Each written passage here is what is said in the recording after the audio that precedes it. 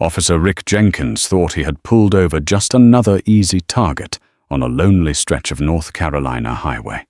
He sneered, his hand resting heavy on his duty belt, ready to assert his absolute authority over the calm black man sitting behind the wheel. What Jenkins didn't know was that he hadn't cornered a helpless civilian. He had just illegally detained Colonel David Hayes of the United States Marine Corps, operating on the very edge of federal jurisdiction. Within minutes, the predator's world would shatter and the hunter would become the hunted. The humid air of coastal North Carolina clung to the asphalt of Highway 17 like a suffocating blanket. It was just past 2300 hours, and the darkness was absolute, save for the occasional sweeping headlights of solitary vehicles passing through the pines. For Officer Rick Jenkins of the local county sheriff's department, this stretch of road was his personal kingdom. He had patrolled these exact 5 miles for 14 years, a tenure marked by a trail of excessive force complaints that had miraculously disappeared into the depths of internal affairs filing cabinets. Jenkins was a man whose ambition had long ago curdled into bitter resentment. Passed over for sergeant 3 times, he found his validation in the flashing red and blue lights of his cruiser. He loved the fear in people's eyes. He loved the power of the badge. Most of all, he loved enforcing his own twisted worldview on those he deemed beneath him.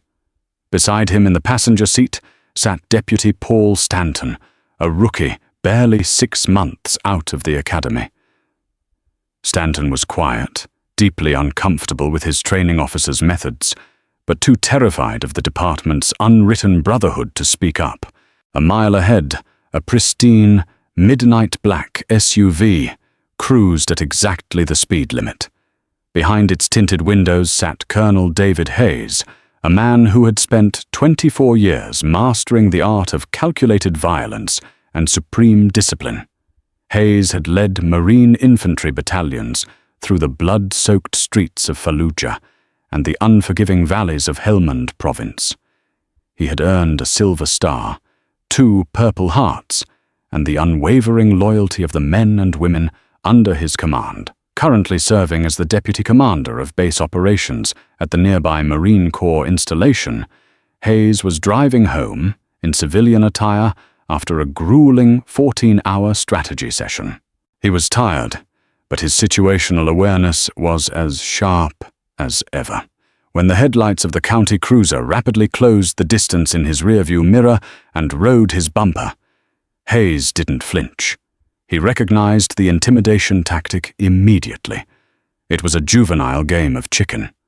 Hayes maintained his speed, keeping his hands loosely draped over the steering wheel. "Look at this guy," Jenkins muttered inside the cruiser, his jaw tightening. "Thinks he owns the road. Brand new Tahoe, dark tints, probably running drugs up the coast." "He's doing 55, Rick," Stanton noted hesitantly, checking the radar display. "Exactly the limit." "That's how they act when they're hiding something, rookie," Jenkins spat, his hand instinctively reaching for the light bar switch. "They try to be perfect. Let's see who we're dealing with." With a flick of his wrist, Jenkins illuminated the highway in a blinding strobe of crimson and sapphire. The wail of the siren cut through the stillness of the night. Inside the Tahoe, Hayes let out a slow, measured breath. He checked his mirrors, activated his turn signal, and smoothly pulled the heavy vehicle onto the gravel shoulder, stopping exactly parallel to a mile marker. He placed the car in park, rolled down all 4 windows, a standard courtesy to ensure officer safety, and placed both hands flat on the top of the steering wheel. He had been stopped before. He knew the script. He also knew his complexion often shifted the narrative of these encounters in dangerous directions. Jenkins threw his door open, deliberately unholstering his heavy flashlight and slapping it against his palm. He walked with a swaggering, aggressive gait, approaching the vehicle not with the caution of a professional, but with the arrogance of a bully. Stanton followed a few paces behind, his hand nervously resting on his radio. Jenkins reached the driver's side window and shined the 2,000-lumen beam directly into Hayes's eyes. A deliberate attempt to disorient and provoke. Hayes didn't squint. He simply turned his head slightly, his expression entirely devoid of fear or irritation. "Good evening, officer," Hayes said, his voice a deep, resonant baritone that carried the natural authority of a seasoned commander. "License and registration, right now," Jenkins snapped, leaning in too close, invading the physical space of the vehicle. He didn't offer a greeting. He didn't state the reason for the stop. "My wallet is in the center console," Hayes stated calmly, narrating his movements to avoid any misunderstandings. "I'm going to reach down with my right hand to retrieve it." "I didn't ask for a speech, boy," Jenkins sneered, the derogatory term slipping out with practiced ease. "I said, give me your damn license. Move it." Stanton, standing near the rear quarter panel, winced at the word boy. The rookie shifted his weight, his gut twisting. This was a bad stop. There was no probable cause, and Jenkins was already escalating. Hayes's eyes hardened, locking onto Jenkins for a fraction of a second. It was a look that had paralyzed hardened insurgents, a gaze that promised absolute, overwhelming consequences. But Hayes was a master of his own mind. He knew this officer was looking for an excuse, a sudden movement, a raised voice, any sign of non-compliance that could be weaponized into a charge of resisting arrest. Slowly, deliberately, Hayes reached into the console, pulled out his leather wallet, and extracted his North Carolina driver's license, alongside his solid white United States Department of Defense Common Access Card, CAC. He handed both to the officer. Jenkins snatched the cards from Hayes's fingers. He shined his light on the driver's license, reading the name. "David Hayes. Well, David, do you know why I pulled you over?" "I imagine you are going to tell me, officer," Hayes replied evenly. "Your vehicle crossed the yellow line back there." "Swerving," Jenkins lied effortlessly. "Smells like alcohol in here, too. You've been drinking tonight, David." "I have not consumed alcohol," Hayes answered, ignoring the deliberate use of his first name. "And my vehicle has lane keep assist. It physically prevents the vehicle from crossing the line without a turn signal. I was dead center." Jenkins' face flushed. He hated being corrected, especially by someone he was actively trying to subjugate. He looked at the second card in his hand, the military ID. He saw the rank, COL. He saw the expiration date. He saw the DOD seal. But Jenkins was blinded by his own prejudice. To him, the black man sitting in the luxury SUV couldn't possibly be a high-ranking military officer. "What is this piece of plastic?" Jenkins mocked, flicking the military ID with his thumb. "You buy this online to try and get out of speeding tickets? You think flashing a fake veteran card makes you special?"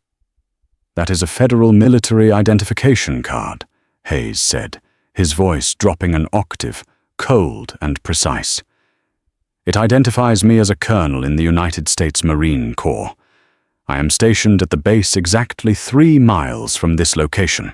Jenkins let out a harsh, mocking laugh. He tossed the military ID over his shoulder.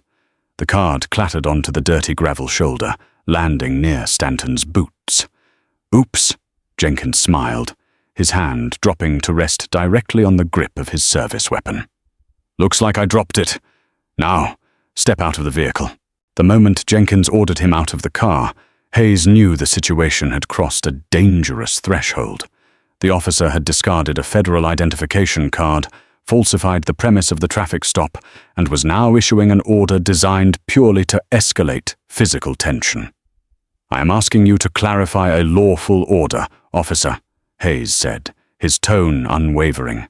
"Am I under arrest, or am I being detained? What is your probable cause to remove me from this vehicle?" "You're being detained for suspicion of driving under the influence and possessing a fraudulent federal ID," Jenkins barked, unlatching the thumb brake on his holster. "And if you don't step out of that car in 3 seconds, I'm going to drag you out by your hair." 1. Hayes didn't need to hear 2. He knew the tactical reality of the situation.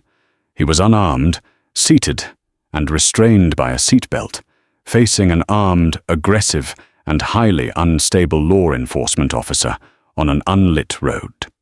Survival, and subsequent victory, required strategic compliance. "I am unbuckling my seatbelt," Hayes announced. "I am stepping out." Hayes opened the door and stood up. At 6'3" and a solid 220 pounds of muscle, the colonel towered over the overweight, out-of-shape deputy. The sheer physical presence of the man seemed to suck the air out of the space between them.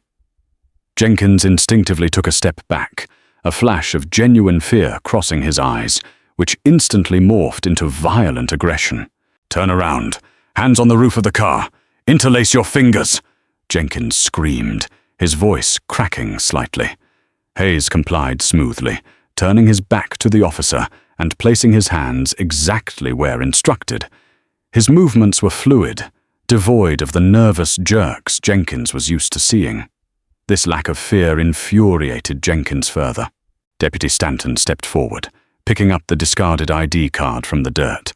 He shined his own flashlight on it. The hologram shifted perfectly. The chip was embedded seamlessly. The expiration date was years away. "Hey, Rick," Stanton called out, his voice trembling. "Rick, this ID, it's real. It's an active duty CAC card. He really is a colonel." "Shut up, Stanton," Jenkins roared over his shoulder. "I know a fake when I see one. Keep your hand on your taser and watch him." Jenkins grabbed Hayes's wrists roughly, yanking them down from the roof. He pulled a pair of steel handcuffs from his belt. "You are making a profound mistake, officer," Hayes said, his voice deadly calm, staring straight ahead at the tree line. "I strongly advise you to consult with your shift supervisor before you close those ratchets. I am the senior officer on this scene, and you don't give me advice," Jenkins growled. He slammed the cold steel over Hayes's left wrist, ratcheting it down far too tight, deliberately attempting to pinch the skin and cause pain. He wrenched Hayes's arm behind his back and secured the right wrist. The click of the locking mechanisms echoed loudly in the quiet night. Hayes was now handcuffed. The deputy commander of the base, a man authorized to call down artillery strikes and command thousands of heavily armed troops, was locked in steel by a corrupt county cop with a god complex. "Spread your legs," Jenkins ordered, kicking the inside of Hayes's ankle hard with his steel-toed boot. Hayes widened his stance. He felt Jenkins's hands patting him down roughly, lingering unnecessarily, trying to find anything, a pocket knife, a lighter, a loose pill that could justify this gross abuse of power. Jenkins patted down the pockets of Hayes's slacks and pulled out a sleek, heavy smartphone. "What do we have here?" Jenkins muttered. "Burner phone?" "That is a secure government device," Hayes warned him. "Do not attempt to access it. I'll do whatever I want," Jenkins sneered, tossing the phone onto the hood of the Tahoe. Jenkins leaned in close to Hayes's ear. "You thought you were something special, didn't you? With your nice car and your fake military badge? But out here? Out here, you're nothing. You're just another thug in cuffs. I own you out here." Hayes turned his head slightly, locking eyes with Jenkins from over his shoulder. The colonel's face was a mask of cold fury, but his voice remained incredibly steady. "Officer, look at your feet," Hayes said quietly. Jenkins blinked, momentarily confused by the bizarre command. "What did you say to me?" "Look at the asphalt beneath your boots," Hayes continued, his voice a low rumble. "Notice the distinct red line painted across the shoulder. We passed a sign a quarter-mile back." Jenkins glanced down. Sure enough, a faded but distinct red line crossed the pavement. "This stretch of Highway 17, Hayes explained, a predatory calm settling over him, runs directly through federal land. For exactly 1.2 miles, local law enforcement shares concurrent jurisdiction with federal authorities. But more importantly, you are exactly 400 yards from the outer perimeter fence of my installation. I don't care if I'm on the moon, Jenkins scoffed, trying to mask the sudden unease crawling up his spine. I'm a sworn deputy. You broke the law in my county. You haven't been listening, officer, Hayes said. I didn't break the law. You did. You assaulted a federal officer, illegally detained active military personnel, and you are currently trespassing on federal property. Stanton was pacing now, practically vibrating with anxiety. Rick, man, look at the GPS on the cruiser. He's right. The county line technically veers off at the river. We're in the DOD easement. Shut your mouth, Stanton, or you're walking back to the station, Jenkins yelled. He grabbed Hayes by the collar of his shirt. I'm putting you in the back of my cruiser. We're going downtown, and we'll see how tough you are when I strip search you. I wouldn't open the door to my vehicle if I were you, Hayes said softly. Are you threatening me? Jenkins yelled, spitting as he spoke. No, Hayes replied. I'm warning you about the phone call. Jenkins furrowed his brow, looking at the black smartphone resting on the hood of the Tahoe. The screen was completely dark. What phone call? The one I was on before you pulled me over, Hayes said, a faint, terrifying ghost of a smile touching the corners of his mouth. The Tahoe's Bluetooth system is still active, and I never hung up. Inside the heavily fortified operations center of the Marine Corps base, the atmosphere was a controlled, quiet chaos. Dozens of screens illuminated the dim room, tracking everything from global troop movements to local perimeter security. At the center of it all sat Captain Gregory Miller and Sergeant Major William Cole. 10 minutes ago, they had been on a routine secure conference call with Colonel Hayes, finalizing the logistical details for a massive, multi-battalion live-fire exercise scheduled for the morning. Hayes had been on his way home, talking them through the deployment schedule via his vehicle's hands-free system. Then, they had heard the siren. Hayes hadn't said a word to them, but he hadn't muted the line either. The high-fidelity microphones in the Tahoe's cabin had picked up everything. Sergeant Major Cole, a man carved from granite with 30 years of combat experience, stood frozen by the comms console. His knuckles were white as he gripped the edge of the desk. He had listened to the entire exchange. He heard the racial slurs. He heard the disrespect. He heard his commanding officer, a man he revered, being illegally detained, belittled, and physically assaulted. When he heard the unmistakable, metallic click-click of handcuffs ratcheting closed, something inside the operations center snapped. "Captain!" Cole growled, his voice vibrating with a lethal intensity. "Did you record that?" "Every second of it, Sergeant Major," Captain Miller replied, his fingers flying across his keyboard. "Audio is logged and backed up to the secure server." "Where is his vehicle?" "Tracking his GPS beacon now," Miller said, pulling up a satellite overlay of the base and the surrounding area. A flashing green dot appeared just outside the installation's boundaries. Highway 17, Sector 4, right on the easement line, concurrent jurisdiction. Cole's eyes narrowed into slits. Concurrent jurisdiction meant the military had just as much legal authority on that stretch of asphalt as the county sheriff, and an assault on a commanding officer of the installation was a direct threat to base security. "Get the PMO on the line," Cole ordered, his voice echoing across the sudden silence of the ops floor. "Right now." Within seconds, the line to the Provost Marshal's office connected. "PMO, this is Major Evans," a crisp voice answered. "Evans, this is Sergeant Major Cole. We have a code red situation just outside Perimeter Gate 3. Colonel Hayes has been unlawfully detained and physically assaulted by a hostile local law enforcement officer." There was a brief, stunned silence on the other end of the line. "Say again, Sergeant Major." "The colonel has been assaulted?" "You heard me," Cole barked. "The officer is acting erratically, displaying racial bias, and has placed the colonel in handcuffs without probable cause." He discarded the colonel's DOD identification. "The suspect is armed. I want an SRT element scrambled to those coordinates immediately. Full tactical gear. Armored transport." "Copy that, Sergeant Major. Scrambling the special reaction team now. We are rolling in 2 minutes." Cole leaned over the comms console, pressing the transmit button to speak directly into Hayes's vehicle. Back on Highway 17, Jenkins was staring at the dark screen of the smartphone on the hood. He let out a nervous scoff. "You're bluffing. The phone is off." "The phone is locked," Hayes corrected him, still standing perfectly still with his hands cuffed behind his back. "The audio feed is routed through the vehicle's speakers. If you open my door, the cabin audio will engage." Jenkins didn't believe him. He thought it was a desperate trick from a man trying to talk his way out of an arrest. Angrily, Jenkins stomped over to the driver's side door of the Tahoe and yanked it open.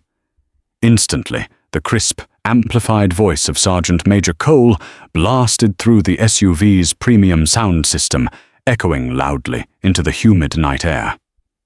"Colonel Hayes, this is operations. Do you copy, sir?" "Sitrep, please." Jenkins froze. The color drained from his face entirely. He looked from the speakers to the handcuffed man standing in the dirt. Before Hayes could answer, another voice boomed over the speakers, this one carrying the absolute, unyielding authority of a high-ranking officer. It was Major Evans from the PMO. "Colonel, be advised. We have your GPS coordinates. Special reaction team is wheels up. 2 Bearcats and 4 interceptors are en route to your location. ETA is approximately 3 minutes. Do not engage the hostile entity. Help is on the way." Jenkins stumbled backward, his hand falling away from the Tahoe's door as if it had burned him. His breathing grew shallow and rapid. What is this?" he stammered, looking at Stanton. Deputy Stanton had gone completely pale. He backed away from Jenkins, raising his hands in a gesture of surrender to no one in particular. "I told you, Rick," Stanton whispered, his voice cracking. "I told you he was a colonel. You just handcuffed a base commander." Jenkins's mind raced, panic setting in. The arrogance that had fueled him for 14 years evaporated in an instant, replaced by a cold, primal terror. He looked at Hayes, desperate for a way out. Okay, look," Jenkins stammered, fumbling with his keys, suddenly trying to find the handcuff key. "Maybe there was a misunderstanding. The lighting is bad out here.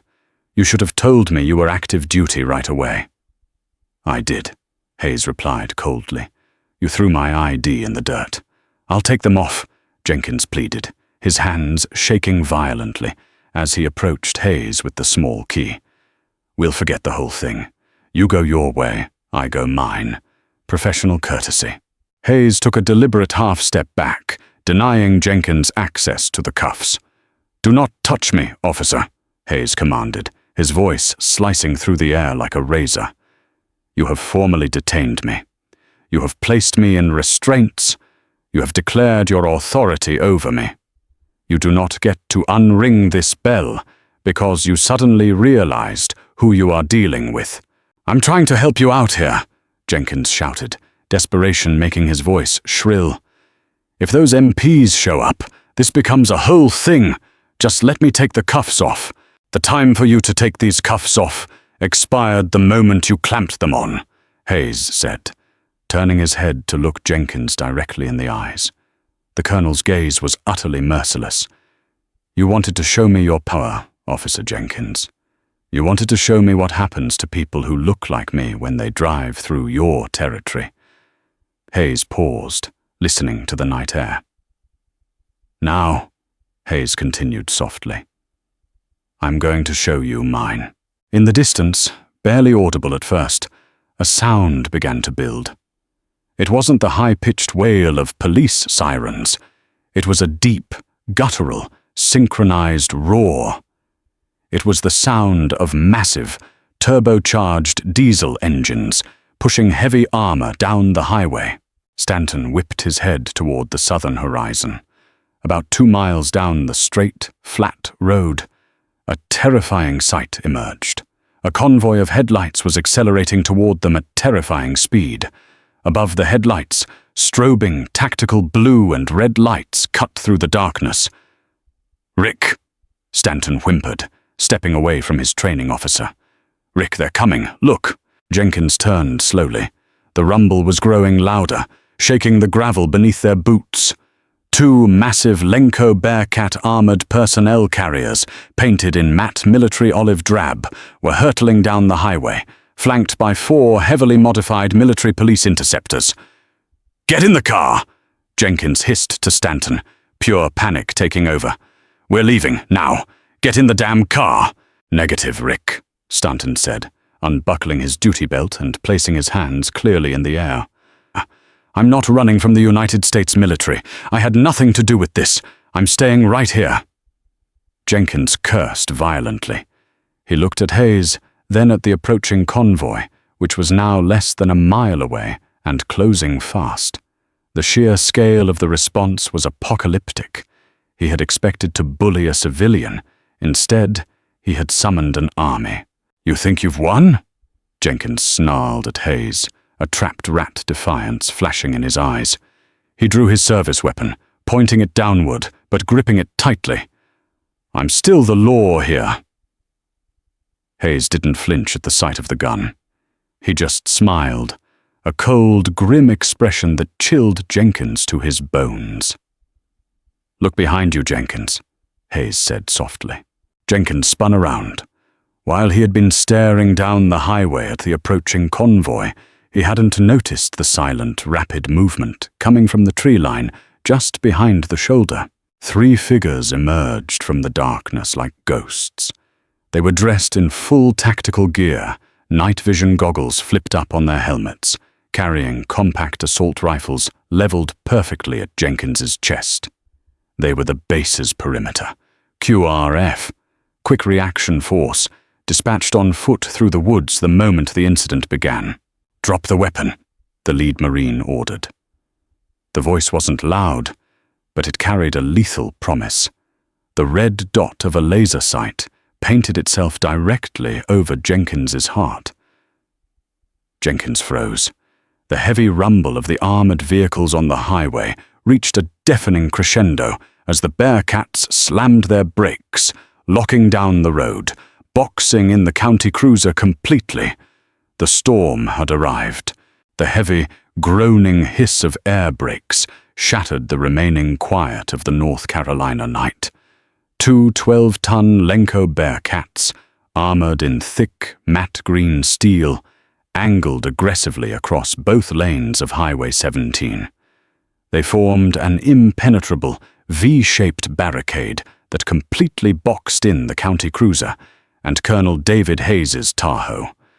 Behind the armor, 4 military police interceptors slammed into park, their doors flying open before the tires had even stopped rolling. "Drop the weapon!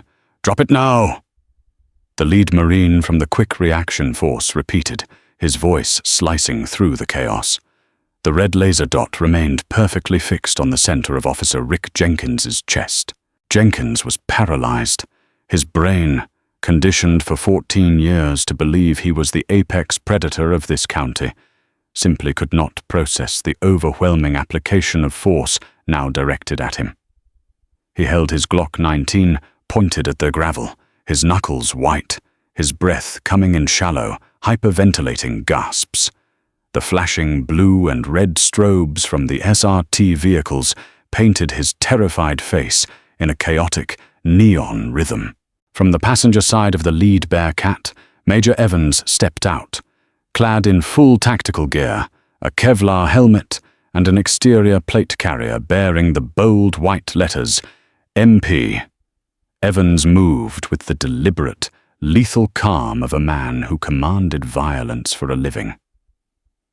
A dozen heavily armed members of the Special Reaction Team poured out of the vehicles, immediately fanning out and establishing a 360-degree perimeter. "Officer!" Major Evans bellowed, his voice amplified by a portable bullhorn. "You are outnumbered, outgunned, and operating outside your jurisdiction. If you raise that weapon a single millimeter, my Marines will neutralize the threat. Drop the firearm. Step away from the vehicle. Do it now!" Jenkins's hands shook violently. He looked at Deputy Stanton, who had already retreated to the rear of the cruiser, his hands interlaced behind his head, entirely removing himself from the fight. He looked at Colonel Hayes, who stood perfectly still, his posture unbroken, despite the tight steel biting into his wrists. Slowly, his fingers numb with panic, Jenkins opened his hand. The Glock clattered onto the asphalt. "On your knees! Hands behind your head!" a QRF Marine shouted, closing the distance. Jenkins sank to his knees, the gravel biting through his uniform trousers. The crushing weight of reality finally settled upon his shoulders. He interlaced his trembling fingers behind his head. Within seconds, 2 military police officers were on him. They didn't offer the gentle, professional courtesy Jenkins so often denied others. They grabbed his arms with terrifying strength, forcing him flat onto his stomach on the dirty shoulder of the highway. "Wait, wait!" Jenkins stammered, his face pressed against the rough pavement. "I'm a sworn deputy. You can't do this. This is my county." "Shut your mouth," one of the MPs growled, expertly securing Jenkins's wrists with heavy-duty zip ties, pulling them tight with a sharp, sickening zip. They patted him down, stripping him of his duty belt, his taser, his spare magazines, and his radio. He was entirely disarmed, stripped of his power, reduced to a suspect in the dirt. Major Evans ignored the whining deputy and marched directly toward Colonel Hayes. The major snapped a crisp salute, despite the colonel's restrained state. "Sir."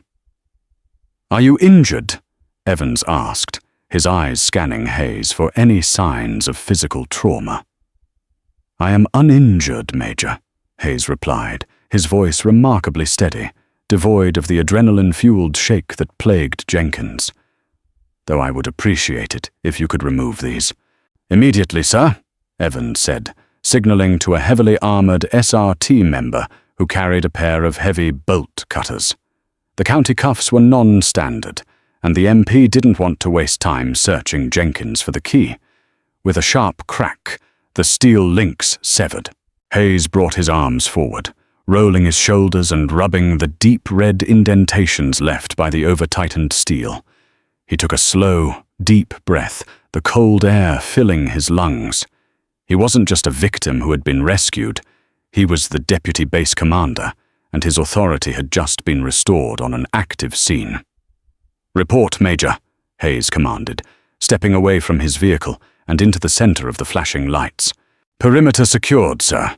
Hostile element disarmed and detained," Evans reported briskly. "Sergeant Major Cole has the base on lockdown and is currently holding the line with the Pentagon Operations Center. We have federal jurisdiction on this easement under U.S. Code Title 18, Section 1382. We are fully cleared to handle this as a threat to base security." Jenkins, straining his neck from the dirt, watched the exchange with mounting horror. The man he had called boy, the man he had aggressively manhandled and mocked, was now commanding an army with a wave of his hand. "This is kidnapping," Jenkins screamed, desperation making his voice shrill. "I am a law enforcement officer. When Sheriff Mitchell gets here, you're all going to federal prison for posse comitatus violations. You can't arrest a local cop." Hayes walked slowly toward where Jenkins lay pinned in the dirt. The colonel looked down at the disgraced officer, a look of profound, unyielding pity and disgust masking his features. "You should really read up on your federal statutes, Officer Jenkins," Hayes said quietly. "Posse comitatus prevents the military from enforcing civilian law. It does not prevent the military from protecting its own personnel, its own property, or enforcing federal law on a Department of Defense easement. You assaulted a commissioned officer. You detained me under false pretenses. You have crossed a line from which you will not return." Just then, the wail of approaching sirens echoed from the north. The local county dispatch, having lost radio contact with Jenkins and receiving a silent panic alarm triggered discreetly by Deputy Stanton, was sending the cavalry. 3 county sheriff's cruisers, led by a sleek, unmarked black Explorer, came tearing down Highway 17. They skidded to a halt 100 yards from the military blockade, entirely dwarfed by the massive Bearcats. The deputies spilled out of their cars, drawing their weapons, but instantly froze when they saw the sheer wall of tactical military firepower aimed in their direction. Sheriff Robert Mitchell, a man whose political survival depended heavily on maintaining a tough-on-crime image and protecting his own deputies at all costs, stepped out of the unmarked Explorer. He was a large man with a red face and a history of sweeping departmental misconduct under the rug. "Stand down! Everyone stand down!" Mitchell yelled to his deputies, holding his hands up to show he was approaching the barricade unarmed. He walked cautiously toward the line of Marines. "I need to speak to whoever is in charge here. I'm Sheriff Mitchell." Major Evans stepped forward, his hand resting casually on his holstered sidearm. "You are entering a secured federal perimeter, Sheriff. Keep your hands visible." "Major, what in God's name is going on here?" Mitchell demanded, his eyes widening as he caught sight of Jenkins lying face down in the dirt, zip-tied, with an MP standing over him. "That is one of my deputies. Release him immediately. This is a county highway." "This is a concurrent jurisdiction zone, Sheriff." Colonel Hayes's deep voice cut through the noise. He walked out from behind the Bearcat, his bearing immaculate, his expression carved from stone. "And your deputy just committed a federal felony." Sheriff Mitchell stopped in his tracks, recognizing Hayes. They had met briefly at a regional security summit a year prior. "Colonel Hayes, what are you doing out here? What did Rick do?" "Your officer, Sheriff, executed an illegal, racially motivated traffic stop," Hayes stated, his words ringing out clearly for all the surrounding deputies to hear. "He fabricated a traffic violation. He detained me without probable cause. He discarded my federal identification, subjected me to racial slurs, and physically assaulted me by applying restraints with malicious intent." Mitchell's face hardened. He immediately reverted to his political defense mechanisms. "Now, Colonel, let's not blow this out of proportion. Rick is a tough cop, sure, but he gets results. It's dark out here. He probably didn't realize who you were. Just a misunderstanding. Uncut him, and I'll handle his discipline internally. A week of desk duty, a stern talking to. We can keep the feds out of this."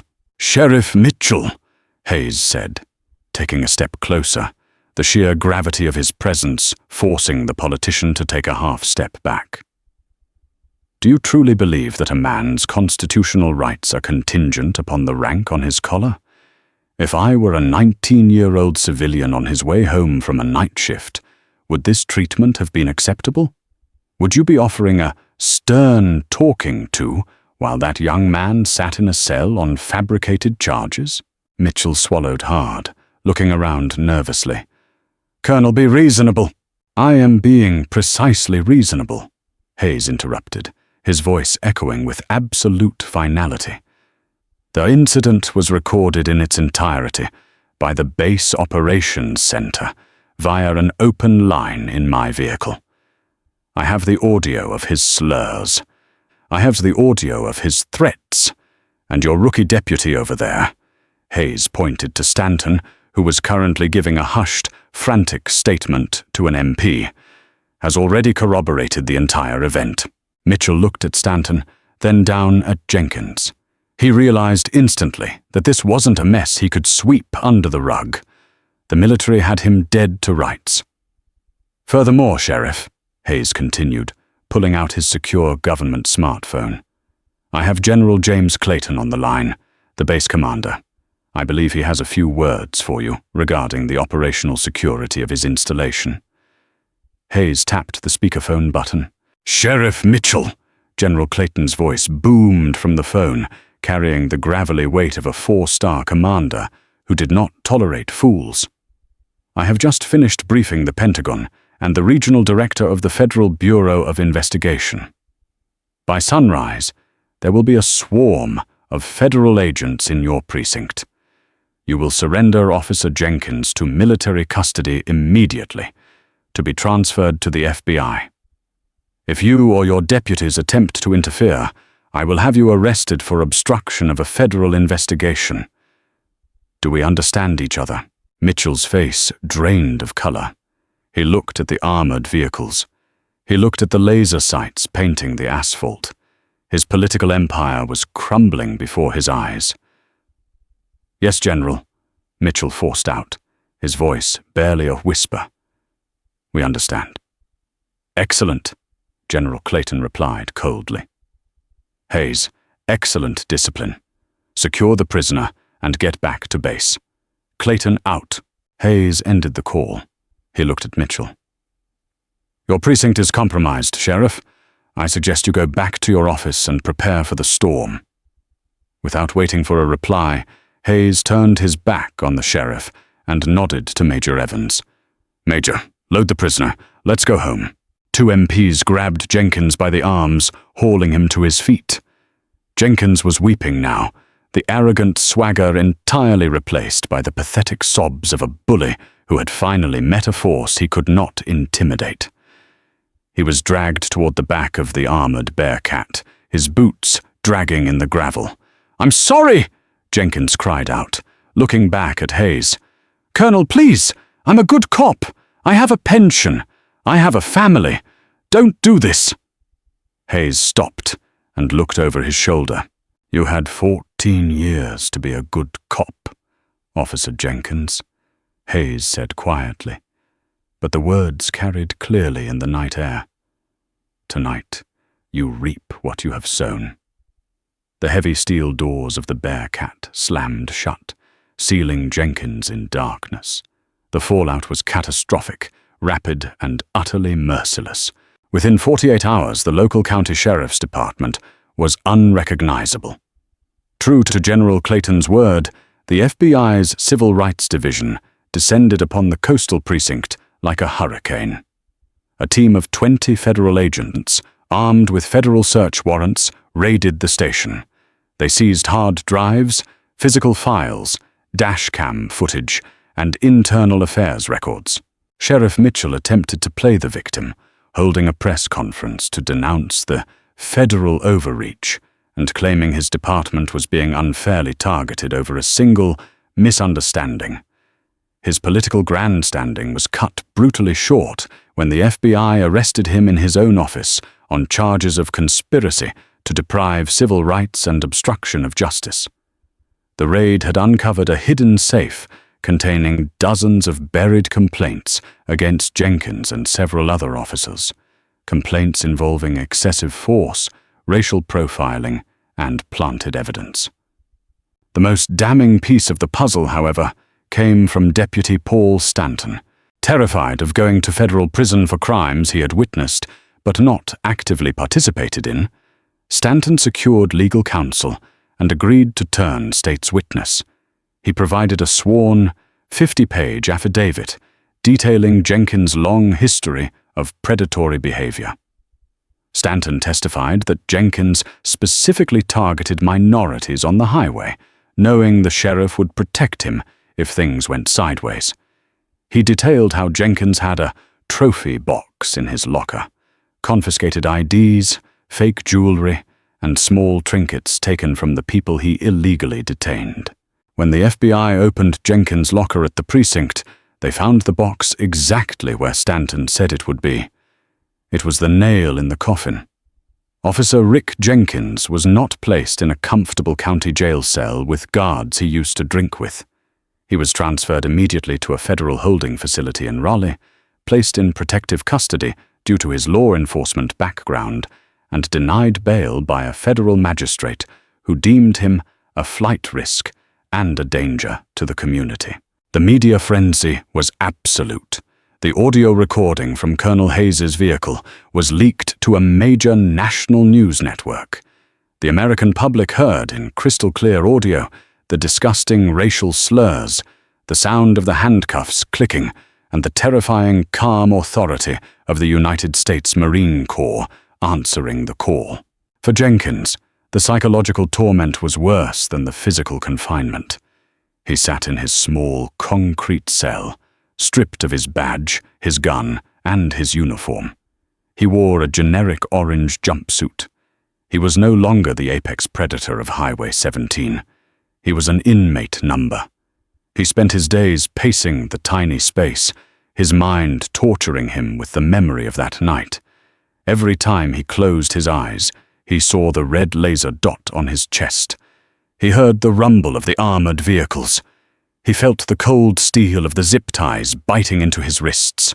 He tried to write letters of apology to Colonel Hayes, begging for leniency, claiming he had been under severe stress, claiming he wasn't really a racist, claiming he was just having a bad night. The letters were returned to sender, unopened. Meanwhile, Colonel David Hayes returned to his duties without missing a beat.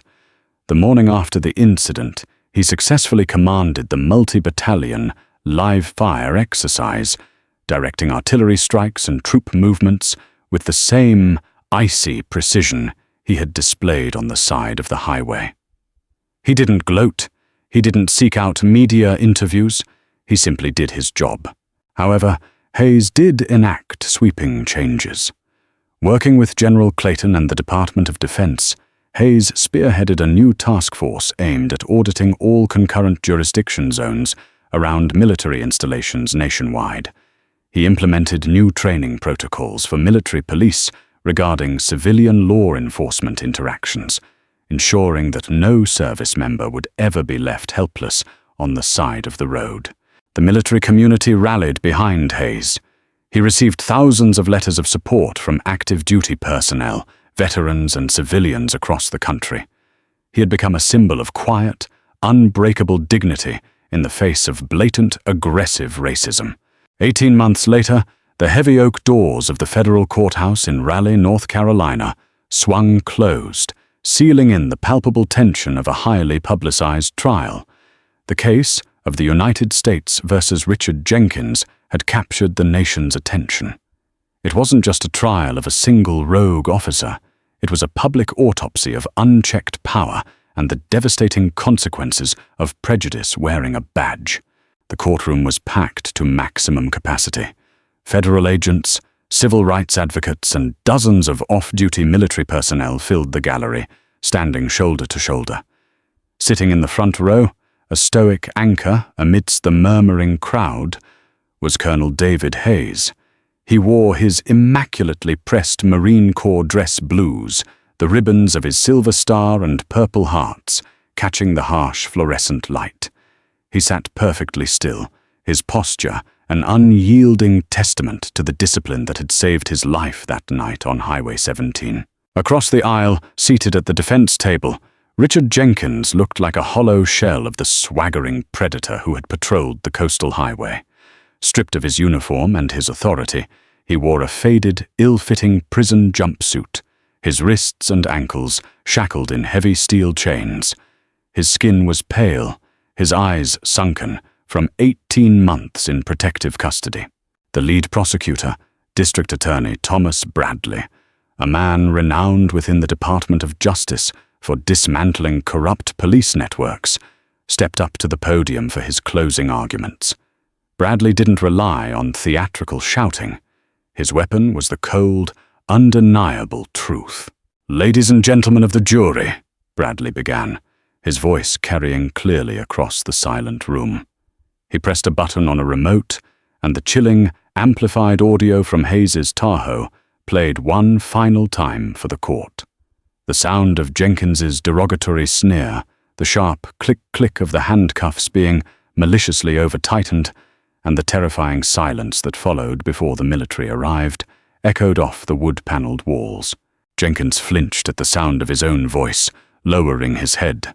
"You have heard the testimony of Deputy Paul Stanton," Bradley continued, pacing slowly in front of the jury box. "You have seen the contents of the defendant's trophy box, stolen identification cards, watches, and mementos taken from the innocent citizens he terrorized on a desolate stretch of highway. The defense has asked you to believe that Officer Jenkins made a split-second decision under the pressure of duty. They want you to believe this was a simple mistake in the dark." Bradley stopped, pointing a rigid finger directly at Jenkins. Richard Jenkins didn't fear for his life that night. He feared losing his absolute power. When he saw a black man driving a luxury vehicle, his immediate, primal instinct was to humiliate, dominate, and destroy. He didn't care about the law. He cared only about feeding his own twisted ego. He thought he had pulled over a helpless victim. Instead, he pulled over a hero. And in doing so, he exposed the rot that had been festering in that sheriff's department for a decade. The jury deliberated for less than 2 hours. When the foreperson stood to read the verdict, the silence in the courtroom was absolute. On the charge of deprivation of rights under color of law, Title 18, U.S.C. Section 242, we find the defendant guilty. Jenkins closed his eyes as the first blow landed.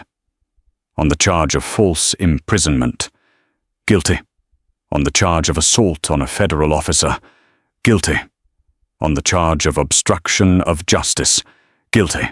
With every word, Jenkins seemed to shrink further into his chair, the crushing weight of his reality finally breaking his spirit completely. The sentencing hearing proceeded immediately. The presiding judge, the Honorable Margaret Caldwell, a jurist known for her zero-tolerance policy on corruption, looked down at Jenkins from her elevated bench. Her expression held no sympathy, only a profound, judicial disgust. "Mr. Jenkins," Judge Caldwell's voice was sharp and commanding. "Law enforcement officers are entrusted with an extraordinary amount of power by the citizens of this country. They are given a badge, a firearm, and the legal authority to deprive a person of their freedom in the name of safety. You weaponized that sacred trust. You used your badge as a shield to commit acts of terror against the very people you swore an oath to protect." She adjusted her glasses, staring directly into the disgraced cop's terrified eyes. "Your actions against Colonel Hayes were not just an insult to a decorated military officer. They were a profound betrayal of the American justice system. You believed that because of the uniform you wore, you were untouchable. You believed the dark highway belonged to you. Today, this court proves you wrong." Judge Caldwell struck her gavel against the sounding block. "Richard Jenkins, I sentence you to 120 months, 10 solid years in a maximum security federal penitentiary, to be followed by 5 years of strict supervised release. Furthermore, you are permanently barred from ever holding any position in law enforcement, private security, or public office. You will be remanded to the custody of the United States Marshals immediately." Jenkins collapsed into his chair, burying his face in his manacled hands. He let out a loud, pathetic sob that echoed in the courtroom. The reality of a decade in federal prison, a notoriously brutal, unforgiving environment for a former, corrupt cop, crashed over him like a suffocating wave. 2 heavy-set U.S. Marshals immediately stepped forward, grabbing him by the arms and hauling him to his feet. Colonel Hayes stood up from the gallery. He didn't smile. He didn't gloat. He simply adjusted the cuffs of his pristine uniform jacket, brushing over the exact spots where Jenkins's steel had bitten into his flesh 18 months prior, placed his white cover firmly on his head, and walked down the center aisle, his head held high. Outside the courthouse, a swarm of reporters waited under the bright, crisp North Carolina sun, flashing cameras and shouting questions as Hayes descended the concrete steps. "Colonel Hayes, sir, any words on the sentencing?" "Are you satisfied with the 10 years?" A reporter yelled from the front of the pack, thrusting a microphone forward. Hayes stopped. He looked out over the sea of cameras. He thought about the red laser dot painted on Jenkins's chest. He thought about the heavy rumble of the Bearcats. Mostly, he thought about the countless nameless individuals Jenkins had hurt over his 14-year career. People who didn't have a heavily armed quick reaction force waiting in the wings to save them. "Justice was served today," Hayes said, his voice calm, clear and resonant, silencing the chaotic press gaggle. "Not just for me, but for every individual who has ever been made to feel small, afraid, or powerless by those who abuse their authority. This verdict is a message to every corner of this country. No one is above the law. True power does not come from a tin badge, a gun, or the ability to instill fear in the dark. True power comes from discipline, honor, and the unbreakable resolve to do what is right, even when you think no one is watching." Hayes offered a crisp nod to the press. "Thank you." He turned and walked toward a waiting black government vehicle. As the SUV pulled away from the curb, leaving the disgraced, broken cop behind the thick concrete walls where he belonged, Colonel David Hayes looked straight ahead. He had a base to run, Marines to lead, and a country to protect. The storm was finally over. What a story. It just goes to show that true power isn't about throwing your weight around. It's about having the discipline and honor to stand your ground, especially when the deck seems stacked against you. Karma came knocking for Officer Jenkins, and it brought a whole heavily armored tactical team with it. If you loved this story of instant karma, justice, and absolute military precision, please smash that like button. Share this video with your friends to spread this incredible true-life tale, and don't forget to subscribe to the channel and hit the notification bell so you never miss another dramatic, real-life story of justice being served.